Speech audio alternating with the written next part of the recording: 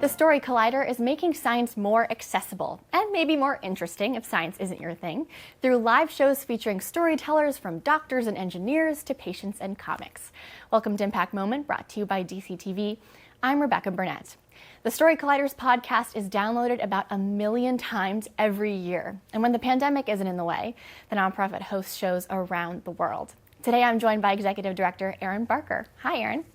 Hi. So I know that a big part of your mission is to feature marginalized voices, people of color, women, people that you really don't see in the STEM field. Of course, there's a lot of power in that, but what have you found in giving those groups a platform and a place to sort of share their own stories? You know, storytelling is really about sharing an experience with an audience, whether it's a joyful one or a tragic one or a precious or meaningful one, and having that audience respond with acceptance. And that's a really powerful thing. It can have a powerful impact on an audience, but it also has a really powerful impact on the storyteller as well. And what we've seen is that from work that we've done with our collaborators, especially at Boise State, storytellers, scientists who are engaged in telling their story come away identifying more as scientists and are more retained in their field, in their program, which is really exciting.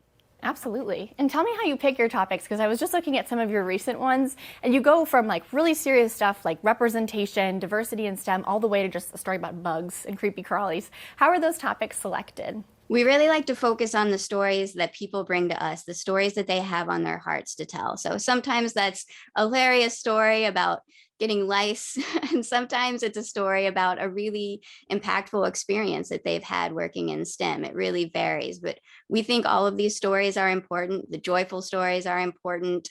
The really meaningful, impactful, and tragic stories are also really important too.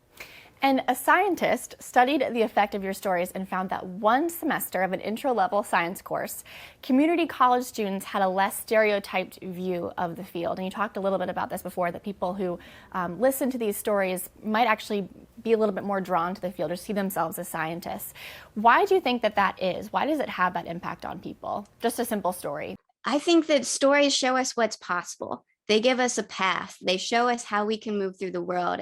And sometimes if we haven't seen what's possible, it's hard to picture a place for ourselves in a field like science that sometimes feels like it has so many barriers to entry, where there's so many things that can stand in people's way to pursue a career in science.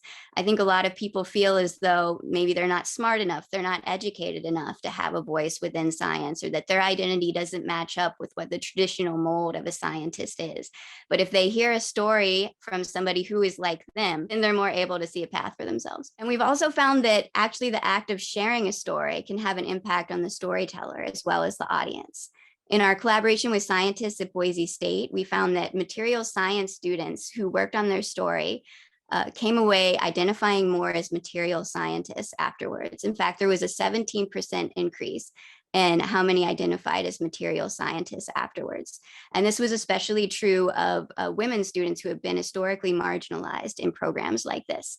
Before working on their story, 58% identified strongly as material scientists, but afterwards, 86% strongly identified as material scientists. And I think that says something huge about how we can retain students in programs like this and how we can build a more inclusive and diverse scientific community. Well, thank you, Erin, so much for joining me today. And thank you to our viewers at home for tuning into this episode of Impact Moment. It's part of DCTV's nonprofit capacity building grants program, our original programming to highlight the ways our area's nonprofits are making a difference. Stay up to date with our latest productions and tune in to our live stream at dctv.org.